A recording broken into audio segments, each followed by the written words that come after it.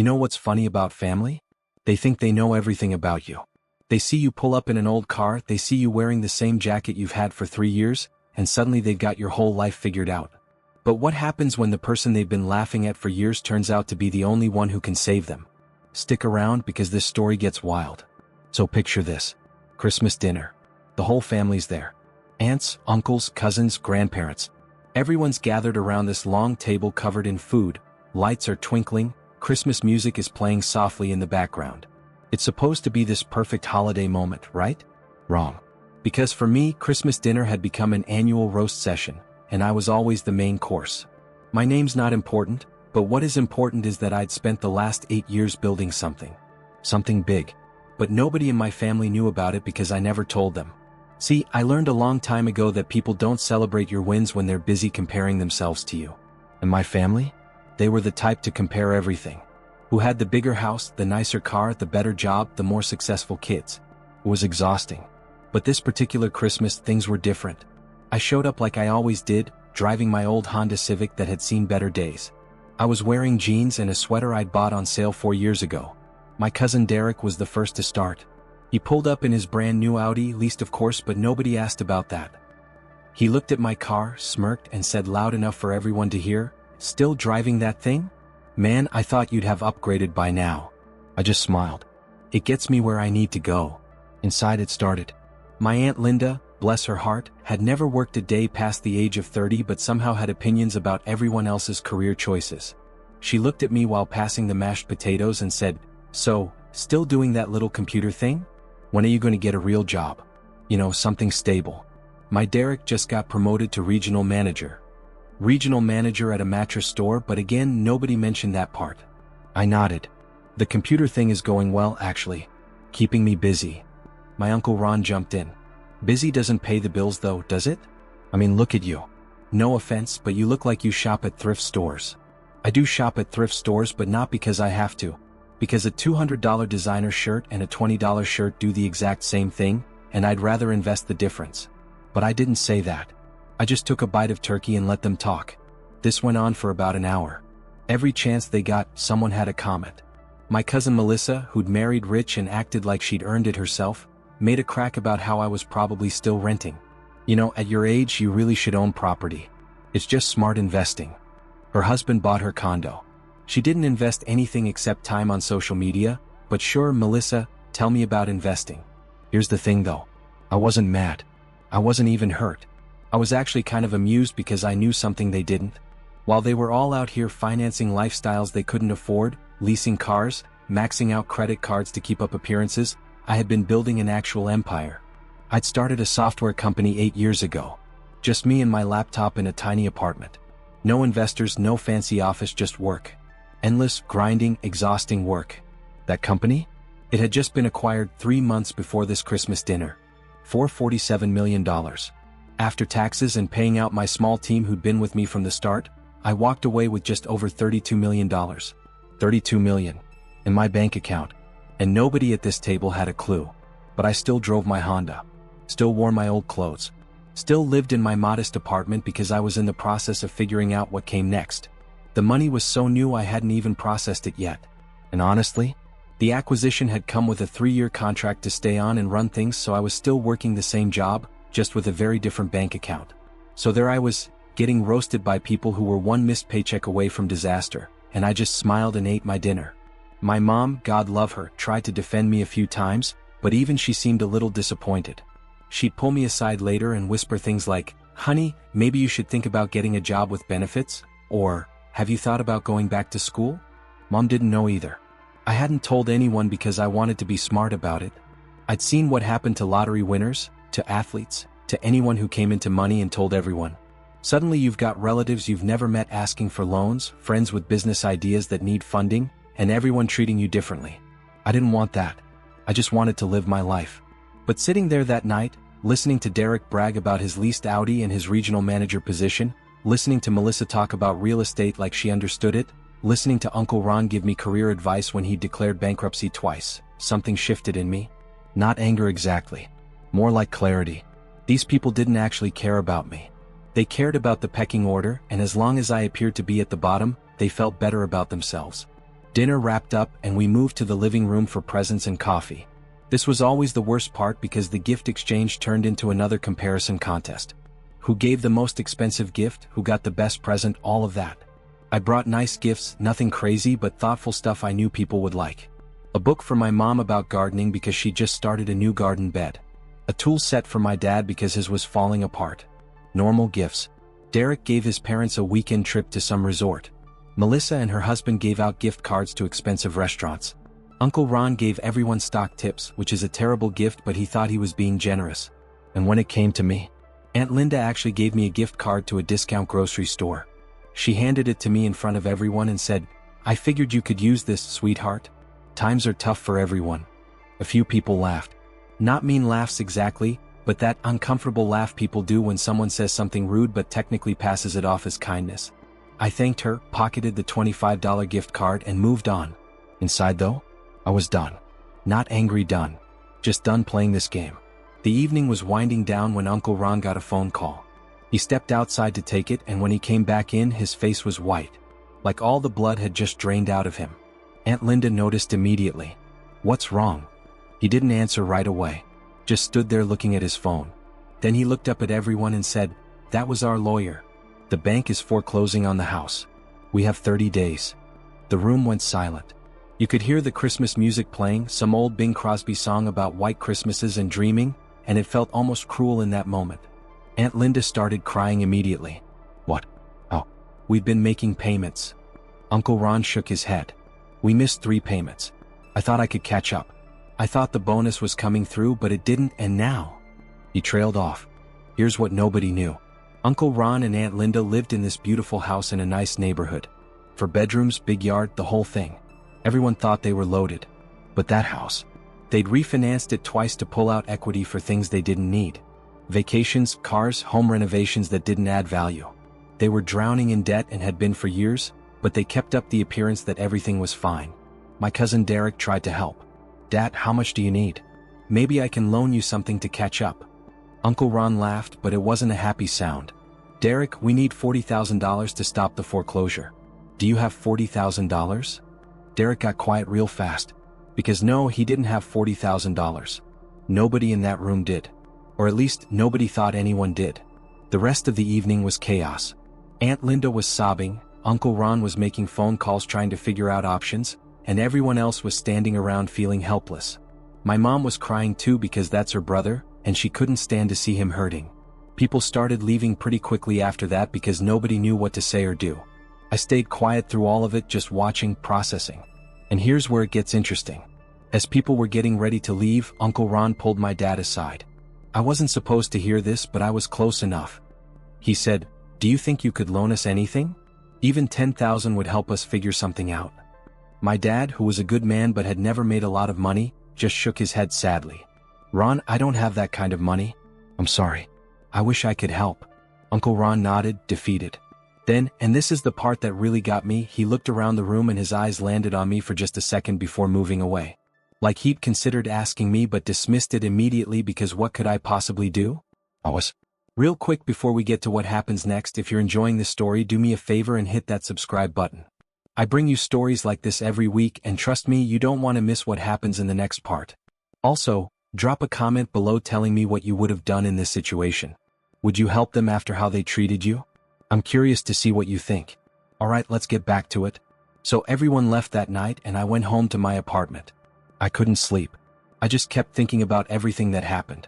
About how they'd spent years making me feel small, and now the person they'd been looking down on was the only one who could actually help them. The irony wasn't lost on me.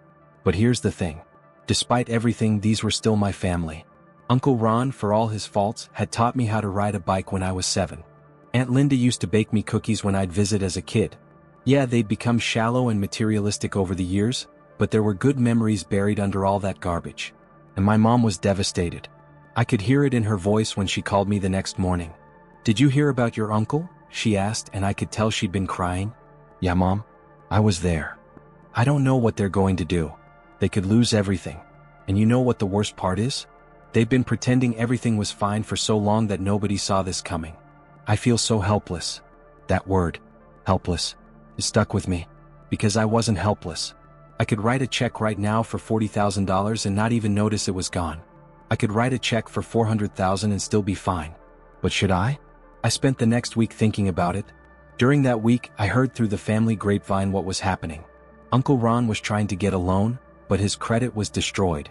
They'd applied for assistance programs, but they made too much money on paper to qualify, even though all that money was going to debt payments. They'd listed the house for sale, but even if it sold quickly, they wouldn't make enough to pay off what they owed and have anything left over. Aunt Linda had started a GoFundMe. I saw it on Facebook. The goal was $50,000, and she'd written this long post about unexpected hardship and how they'd always been there for family and now they needed help. It had raised $800. Most of the comments were supportive but generic. Lots of praying for you and stay strong, but not a lot of actual money. Derek had tried to help. He'd managed to scrape together $5,000, which he gave to his parents, but it was a drop in the bucket. Melissa offered to let them stay in her guest room if they lost the house, which was actually kind of her, but you could tell from Uncle Ron's face when she offered that the idea of accepting charity from his daughter was killing him. Christmas came and went. New Year's passed. And I still hadn't made a decision. Part of me wanted to let them fail. Let them lose the house and learn a lesson about living beyond their means and treating people badly. Maybe losing everything would humble them, make them better people. But another part of me knew that wasn't how it worked. Losing everything doesn't make you humble. It makes you desperate. And desperate people don't learn lessons, they just survive. It was January 10th when I got another call from my mom. She was crying harder this time. They got the final notice. The bailiff is coming on January 15th to serve the eviction papers. Your uncle is talking about declaring bankruptcy. Your aunt hasn't stopped crying in 3 days. I don't know what to do. I told her I'd think about it. That night I made my decision. Not because I was a good person or because I'd forgiven them. I made it because I realized something important. This wasn't about them. This was about me. About what kind of person I wanted to be. Did I want to be someone who held grudges and let people suffer because they'd been mean to me? Or did I want to be someone who helped despite all that? I also realized something else. If I helped them now in this way, it would change everything. Not just for them, but for me too. I'd spent 8 years hiding who I really was, and maybe it was time to stop hiding. January 15th arrived. I'd made arrangements. I'd called Uncle Ron's lawyer and gotten all the details about what was owed, who to pay, how to make it happen. I'd set everything up. But I didn't tell anyone. I wanted to see it play out. That morning, I drove to Uncle Ron and Aunt Linda's house. My old Honda Civic pulled up to their perfect suburban home with its manicured lawn and white picket fence. All the family was there. My parents, Derek, Melissa and her husband, even some cousins I barely knew. Everyone had come to support them on this awful day, to be there when the bailiff arrived. The scene inside was grim. Boxes were everywhere because they'd started packing. Aunt Linda's eyes were red and swollen from crying. Uncle Ron looked like he'd aged 10 years in 3 weeks. He was sitting at the kitchen table with his head in his hands, and when I walked in, he barely looked up. "Hey," I said quietly. "Hey," he mumbled back. My mom hugged me. "It's good you came. They need family right now." We all just sat there in this horrible silence, waiting. Derek kept checking his phone for the time. Melissa was crying softly. The whole thing felt like we were at a funeral, waiting for the body to arrive. At exactly 10 in the morning, there was a knock at the door. Everyone froze. Uncle Ron stood up slowly, like a man walking to his execution, and went to answer it. We all followed, this sad little procession of family members watching a train wreck in slow motion. Uncle Ron opened the door, and there stood a man in a suit with a briefcase. The bailiff. He introduced himself and asked if this was the residence of Ronald and Linda Patterson. Uncle Ron nodded, couldn't even speak. The bailiff reached into his briefcase to pull out the papers. That's when I stepped forward. "Excuse me, sorry to interrupt."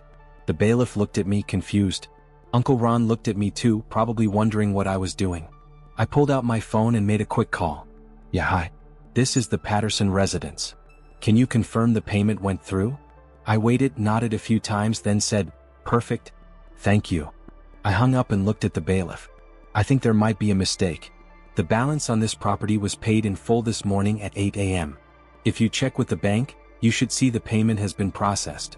The bailiff frowned and pulled out his phone. He made a call, had a brief conversation that we couldn't hear, then his expression changed. "I apologize. Yes, I'm seeing here that a payment was made this morning for the full outstanding balance plus fees. The foreclosure has been canceled." He looked at Uncle Ron. "I'm sorry for the confusion. You're all set. Have a good day." And just like that, he left, walked back to his car and drove away. The silence in that house was deafening. Everyone just stood there, trying to process what had just happened. Uncle Ron turned to look at me, his face completely blank. "What did you do?" I shrugged. "I paid off your mortgage." "Well, the past due amount and the fees. You still have a mortgage, but you're current now. House is yours."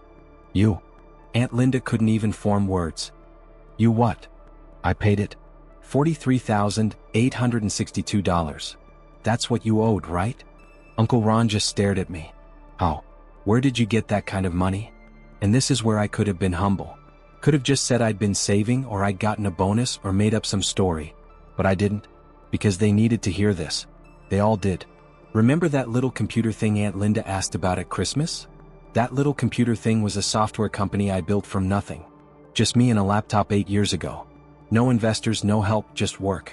That company was acquired 3 months ago for $47 million. After taxes and paying out my team, I personally walked away with $32 million. So yeah, I had 43,000 lying around. You could have heard a pin drop. Derek's mouth was literally hanging open. Melissa looked like she'd been slapped. Aunt Linda had gone pale. Uncle Ron just kept staring at me like I was speaking a foreign language. My mom was the first to speak. 32 million? Honey, why didn't you tell us? Because of this, I said, gesturing around. Because I knew the second everyone found out, everything would change. People would treat me differently. Want things from me. I just wanted to live my life without all that noise. But you still drive that old car, Derek said, and he sounded almost offended, like I'd broken some unspoken rule. Yeah, I do. Because it works. Because I don't need to prove anything to anyone. I watched all of you spend money you didn't have on things you didn't need to impress people who don't care. And where did it get you? Derek, your lease broke on a car you can't afford. Melissa, you're living off your husband's money and pretending you earned it. Uncle Ron, Aunt Linda, you refinanced your house twice for vacations and renovations and now you almost lost everything. Meanwhile, I've been called broke, pitted, looked down on, and I was the only one in this family who was actually building real wealth. The truth hurt. You could see it on their faces. But it needed to be said. Uncle Ron's eyes were filling with tears. Why did you help us? After everything we said, why would you do this? I looked at him for a long moment before answering. Because despite everything, you're still family. And because I could. Simple as that. Before we get to the final part of this story, I need you to do something for me. If this story is hitting different, smash that subscribe button right now. Seriously, we're building something special here and I don't want you to miss the next one. Also, I'm seeing way too many of you watching without subscribing. It's free, it takes 1 second and it helps this channel grow. Drop a like too if you're enjoying this. Now, let's finish this story because what happens next is going to surprise you. The silence that followed was heavy. Like everyone was trying to recalibrate their entire understanding of reality. I wasn't the broke family member anymore. I was the millionaire who'd been sitting quietly at the kids' table while they bragged about things that didn't matter. Aunt Linda was the first to move. She walked over to me and for a second I thought she might hug me, but instead she just stood there with tears running down her face. I'm so sorry. I'm so sorry for how I treated you. For how we all treated you. I nodded. I know. No, you don't understand. I was cruel. That gift card at Christmas, the comments about getting a real job, all of it. I was horrible to you and you still saved our home. She was fully crying now and honestly it was uncomfortable to watch. Uncle Ron stepped forward too. I don't know what to say. Thank you doesn't feel like enough. You saved us. You saved our family, our home, everything. After I looked right past you, didn't even consider you could help because I thought. He trailed off. You thought I was broke, I finished for him? I know. That's what I wanted you to think. My mom came over and hugged me and she was crying too. I'm so proud of you. Not because of the money but because of who you are. You could have let them lose everything and nobody would have blamed you. But you didn't. That's character. Derek walked up and he looked uncomfortable as hell. Man, I don't even know what to say. I'm sorry for all the comments about your car, about your job. I was a jerk. Yeah, you were, I agreed and he flinched a little. But you're also my cousin and I don't hold grudges. Just maybe think twice before judging someone based on what they drive or wear. Melissa was quiet in the corner and when I looked at her, she couldn't meet my eyes. She mumbled something about being sorry and then left quickly with her husband. Some people can't handle being wrong. The rest of that day was strange. Everyone wanted to talk, to ask questions, to understand how I'd done it. Uncle Ron wanted to know every detail about the business, how I'd started it, how it grew. Derek wanted investment advice, which was ironic considering he'd been giving me career advice a few weeks ago. Even distant cousins who'd shown up were suddenly very interested in my life. But here's what I made clear to all of them. The money didn't change who I was. I was the same person I'd always been. I still drove my Honda. I still wore regular clothes. I still lived simply. The only difference was now they knew the truth. And I told them straight up, this wasn't going to become a family ATM situation. I helped Uncle Ron because he was in crisis and I could. That didn't mean I was going to start funding everyone's lifestyle. Some people didn't like hearing that. I could see it in their faces. They were already doing math in their heads, thinking about what they could ask for. But I shut that down immediately. I'm not your backup plan. I'm not your lottery ticket. I worked for this and I'm going to be smart with it. If you're in genuine trouble, we can talk. But I'm not buying anyone a new car or paying off credit cards you maxed out on stupid stuff. My dad pulled me aside later that evening. You handled that well. A lot of people would have either rubbed it in their faces or opened up the wallet to everyone. You found a middle ground. I learned from watching Uncle Ron, I admitted. He's not a bad person, Dad. He just got caught up in keeping up with everyone else. And I didn't want to become someone who uses money as a weapon or as a way to buy love. I just wanted to help. You did more than help. You gave them a second chance. Over the next few weeks, things settled into a new normal. Uncle Ron and Aunt Linda completely changed. They sold the Audi, bought a used Toyota. They canceled the country club membership they couldn't afford. They started living within their means for the first time in probably 20 years. And Uncle Ron called me one day to tell me something that actually made me respect him more. I want to pay you back, he said. You don't have to do that. I know I don't have to, but I want to. It might take me 10 years, but I'm going to pay back every cent. I've set up a payment plan for myself. $500 a month. That's what I can afford while still rebuilding our savings. It'll take me just over 7 years, but I'm doing it. I didn't need the money. $43,000 was pocket change to me now. But I understood what he was doing. He was reclaiming his dignity. So I agreed. Okay, $500 a month. But if you hit a rough patch, you tell me. Don't destroy yourself trying to pay me back. Deal. Derek changed too, though in a different way. He quit his job at the mattress store and started his own business. Nothing fancy, a landscaping company, but it was his. He called me for advice sometimes and I helped where I could, but I made him work for it. I wasn't going to just hand him success. Melissa? Never heard from her again after that day. Some people can't handle having their worldview shattered. My mom asked me what I was going to do with all the money and I told her the truth. I didn't know yet. I was taking my time, being smart about it. I'd hired a financial advisor, set up trusts, invested in things that made sense. But I wasn't in a rush to spend it or show it off. The money was just a tool, not a personality. But I did do one thing. I bought my parents a new house. Nothing crazy, just a nice 3-bedroom place in a good neighborhood with a yard for my mom's garden. I paid cash for it and put it in their names. When I told them, my mom cried for an hour straight and my dad just kept saying, "You didn't have to do this." "I know," I said. "But you raised me to be who I am. You never made me feel less than, even when I was actually struggling. You supported me even when you didn't understand what I was doing. This is me saying thank you." That was 6 months ago. Life is different now, but also kind of the same. I still work because I like what I do. I still drive my Honda, though I did finally get the AC fixed. I still live simply because that's what feels right to me. The only real difference is that family gatherings are less toxic now. People are kinder, more real with each other. Uncle Ron's near disaster became a wake-up call for everyone. And Christmas? Last Christmas was different. We had it at my parents' new house and there was no showing off, no comparing, no putting each other down. Derek brought a homemade pie. Uncle Ron and Aunt Linda brought wine they'd made themselves from a kit. Melissa didn't show up, but honestly, the vibe was better without her energy there anyway. When it came time for the gift exchange, I gave everyone the same thing. An envelope. Inside was a card that said, "This year, my gift to you is a promise. If you're ever in real trouble, not want trouble but need trouble, I'll be there. No judgment, no I told you so, just help." That's what family should be. Some people cried. Some people laughed.